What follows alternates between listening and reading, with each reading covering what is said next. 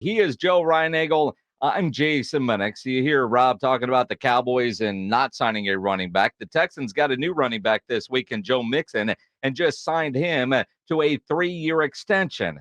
Cowboys, will it be Dalvin Cook, A.J. Dillon? I don't know. We're going to talk Cowboys now, and maybe in the middle of this process, Jerry will get something done to distract us from talking about the book that is coming out, and it can't come out fast enough. It's described as an unauthorized biography on Jerry Jones, and probably no better person to write the book than ESPN's Don Van Natta, award-winning writer, New York Times bestseller, and fantastic at what he does. And Don joining us now in the Buyers Barricades guest line. Don, how's your Thursday going? Doing great. How you doing, Jason? We were doing well. Unauthorized biography. Define that. That means that Jerry Jones has not agreed to cooperate with the book. It means I'm going to do everything in my power to have some time to sit down with him in the coming year and a half to 2 years as I put the book together. But unauthorized is the opposite of what Jerry is doing with Netflix. That's an authorized 10-part documentary that Jerry signed with those filmmakers to tell his story the way he wants it told. Unauthorized means I'm going to tell Jerry's story and follow the truth, wherever that leads me in the book that I'm doing for Avid Reader Press, which is a Simon & Schuster division. Now, the book's called The Star. It's coming out in 2026, Don. And everybody is fascinated with Jerry Jones. I mean, obviously, he's that guy that just kind of captures everybody. So I would imagine, and I know you've sat down with him and talked to him and other people to get your info for this book. Just your initial thoughts on Jerry Jones. I think Jerry is, first of all, in my 35 years as a journalist, there is nobody I have met or covered that is more fascinating than Jerry Jones. And I was at the New York Times for 16 years. I covered the Clinton White House. I covered 9/11. Jerry Jones stands alone as the most interesting, fascinating person. He's also one of the most influential people in American sports. What he's done, his vision for the National Football League, which now has this astonishing popularity and a stranglehold on American culture, so much of it can be traced to Jerry Jones and the moves he made back in the 90s, even before he bought the team as a businessman. So I'm fascinated by Jerry. He has he plays by his own rules. His set of rules are unlike anybody else's. He's an archetype, an American archetype that is quickly fading away. And I just think now is a great time to take measure of his remarkable life in this book. Don Natta Jr. from ESPN joining us here on The Blitz. And I think about the number of articles and interviews that you've already done with Jerry. In fact, in announcing the book, it's a photo of you and Jerry on, I'm assuming that's Jerry's plane and not yours, but you guys are on a private plane. You've spent a lot of time with him. And I think about those that cover Jerry on a regular basis that kind of create a relationship with him. What is your relationship with Jerry, and was this announced? Did you hear from him? I did not hear from Jerry after it was announced. He knew the announcement was coming. I'm hoping to visit with him soon in the coming weeks. I have a very good relationship with him. He's not loved everything that I've written, particularly lately, because I wrote about the Dallas Cowboys cheerleaders scandal, that voyeurism scandal a couple of years ago. That's a story that Jerry would have liked that nobody would ever find out about it. He paid $2.4 million to keep it a secret. So Jerry's not liked everything that I've done, but I do think I know it from him that he has respect for me as a journalist, and I'm hoping that he'll cooperate in some degree with this. But guys, back 10 years ago, in the summer of 2014, I did a major profile of Jerry for ESPN. It was a multi-platform project. It was for Outside the Lines, so we had a video component of it. But I spent basically the entire summer with Jerry. And on his plane, we flew to Fayetteville, Arkansas. I was in his private suite for a concert at AT&T Stadium. Went to a a preseason game with him and spent a lot of time talking with him, many hours actually, and really felt I got to know him for that profile. And really what it did is it fired me up. The reaction by readers to that profile, which got millions of hits on ESPN.com. I mean, there were Eagles fans and Seahawks fans and Giants fans writing to me saying, you know what? I never liked Jerry Jones until I read that profile. I don't like everything about him still, but I'm certainly fascinated by him and interested in him. And that really reinforced for me just how interesting he is and how now is the right time to do a big unauthorized biography of him. You know, Don, you are the expert here, and I ask this question because I don't know. If Jerry doesn't cooperate, and this goes on as an unauthorized biography, is there any recourse for him? I mean, with you using some of the interviews that you and he have conducted? I don't think so. I'd be surprised if he tried to do anything like that. It's going to be unauthorized whether he cooperates or not. My hope is he will spend some time with me and sit down with me in the coming months for this book. But that wasn't the only time I spent with him. I have seen Jerry at owners' meetings. I've done interviews with him in the last 10 years. I've covered him. I've done stories about him where he did not cooperate in recent years, and so I'm hopeful that he'll participate in this project. But he has his own project that he cares deeply about, the Netflix 10-part docuseries, which is going to be coming out. That's authorized. That's going to be the story that Jerry wants told. I'm going to just do the best I can to tell the complete story of his life, do it as comprehensively as possible. You know, his early life as well. I'm going to start at the beginning.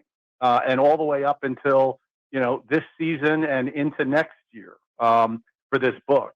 So the all-in declaration and everything that's going to follow from that hasn't really looked like all-in the last few days, has it? But No. I mean, I'm gonna cover all of it, including this upcoming season, and expect to spend a lot of time in Dallas. I've got a lot of people that I've already interviewed for the book, but many people that I look forward to interviewing in the coming months. And I'm going to do the best job I can to tell Jerry's complete story. Don Van Natta Jr. here on the Blitz. It's certainly a monumental challenge that you have taken on for yourself. I don't even know how he would organize it, could put it into chapters. You might have 30 different 400-page books or something, because this story is so unique and so wide ranging. How do you sit down to try to organize how you're attacking the life of a guy like Jerry Jones?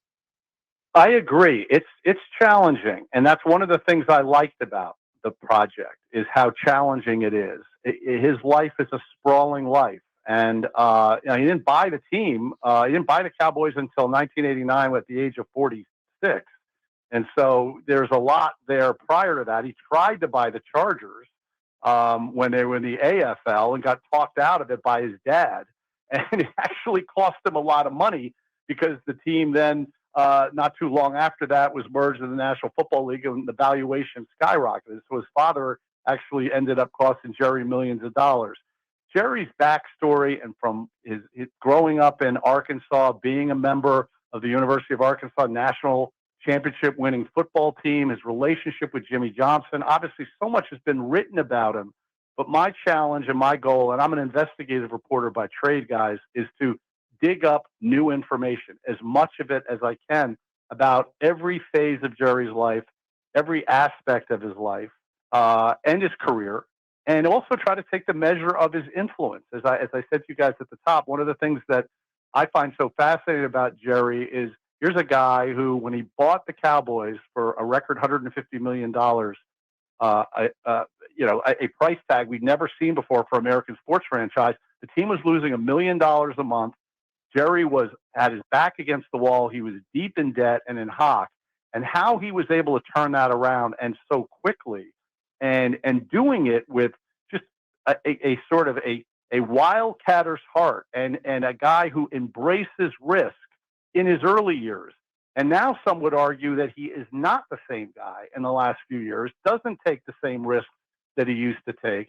And just that evolution alone is something that fascinates me And I've had conversations with Jerry about it, and I hope to explore in the book. I want people to be able to pick up the book and say, okay, now I really understand this guy. I know him in a way that I didn't know him before. That's my goal with the book. Don, I can't wait to pick up the book and read it. I'm fascinated with Jerry Jones, and I love the guy. We're in the media, and he's very media friendly, which is something that a lot of other professional teams are not.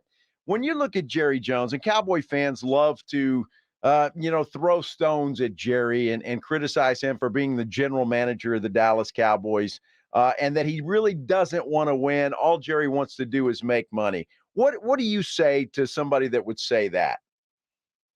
Well, there's no doubt that he loves making money. There is no question that Jerry is motivated by the scoreboard, and how much money is tallied on that scoreboard. But I can tell you, because I've seen it, and I also know it from people around him, he wants to win that next Super Bowl in the worst possible way. It's hardwired to his legacy. As I wrote in my profile, Jerry wants to be a respected football man. He wants to be a respected general manager in the worst possible way. Too many Cowboys fans, as you guys know, think that Jimmy Johnson was mostly responsible for the building of those Super Bowl teams, including the one that Barry Switzer coached when Jimmy was, fishing off the Keys. And so from my perspective, I can tell you that I believe Jerry absolutely wants to win. Now, the question is, have the moves been the right ones? And how angry behind a closed door has it gotten, and has time has gone on? Certainly back in 2014, 10 years ago, when I spent the summer with him, I know how furious he was going into that season, at the end of that season when they crashed out of the playoffs.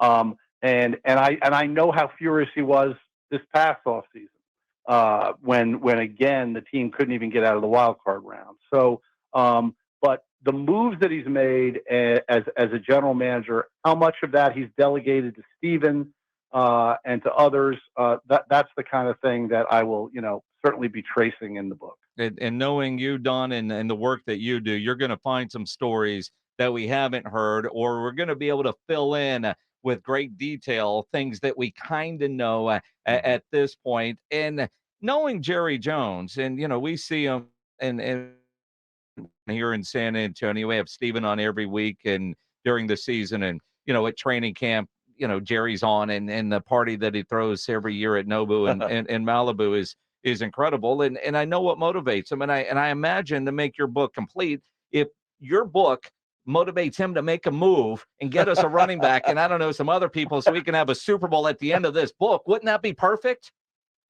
It would be. I don't know if he would be motivated as much by my book as he would be by the Netflix documentary. Which, yeah, but see, they're going to be done recording, and that's going to be out. See, your book is still in play. See, we've got to leverage. That is true. We got to leverage when this book is coming out, when they're going to win that Super Bowl. So it's the perfect book, The Star, right?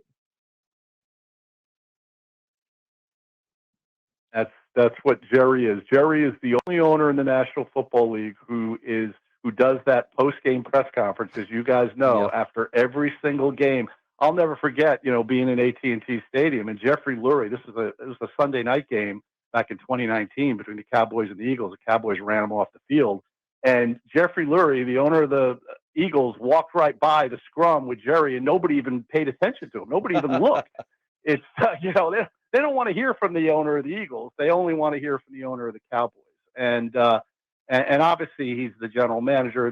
That makes a big difference. But I agree. Look, his personality is so big, and his desire to keep the team relevant. It's one of the other fascinating things about Jerry. This is the most valuable franchise in the world, and Jerry built it, as I said, from $150 million that's north of $9 billion, according to Forbes. And how he did that, it greatly intrigues me and interests me to be able to tell that story. But the fact that this team is that valuable and blows the doors off of every single television rating each season, and yet Jerry is obsessed with keeping the team relevant, because it's something his father told him when he bought the team. His dad told him, he said, whatever you do, even if you have to use blue smoke and mirrors, you got to make this thing work. And Jerry remembers that. I think he thinks about it all the time, even now with the team as valuable as it is. And so he's just got this perfect Carnival Barker way of making sure the team is relevant and talked about no matter what happens on the field. And nobody, I believe, in the history of American sports has been better at it than Jerry Jones. No, nobody has been. And the fact that, using the circus analogy, he can juggle so many different things at the same time.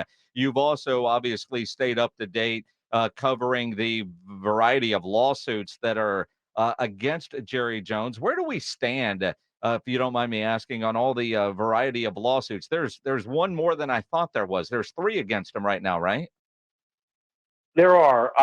I've covered some of them. I haven't covered every single one, but you're right. I mean, the defamation lawsuit has just been literally yesterday dismissed, that was filed against them by Alexandra Davis about comments he made. Actually, that Jerry's people made, Jim Wilkinson, a communications consultant, made in stories that I did for ESPN. So I actually my name is dropped in that ruling that came out yesterday. That's been dismissed. There's still, though, a DNA test that he has been required to take to prove whether or not he is the father of Alexandra Davis. That's a 27-year-old woman who is a congressional aide in Washington, D.C., and that remains to be seen what happens there. And then there is the other lawsuit I think you're referring to about whether Jerry made an advance on a woman at AT&T Stadium, and that lawsuit is still pending as well, as I understand it. Don Van Natta Jr. from ESPN, on Twitter at DBN Jr. in the book. Can you write faster? I don't know if I can wait till 2026, but it's planning to come out in 2026, and it is going to be a must read when that one comes out. Don, can't wait for the book. Appreciate you jumping on with us today. Anytime, guys. I appreciate you guys, and I look forward to visiting with you again soon. Appreciate it. Don Van Natta Jr. on the Buyers Barricades guest line, where they provide traffic control, rental, and sales for San Antonio and beyond. Online at buyersbarricades.com.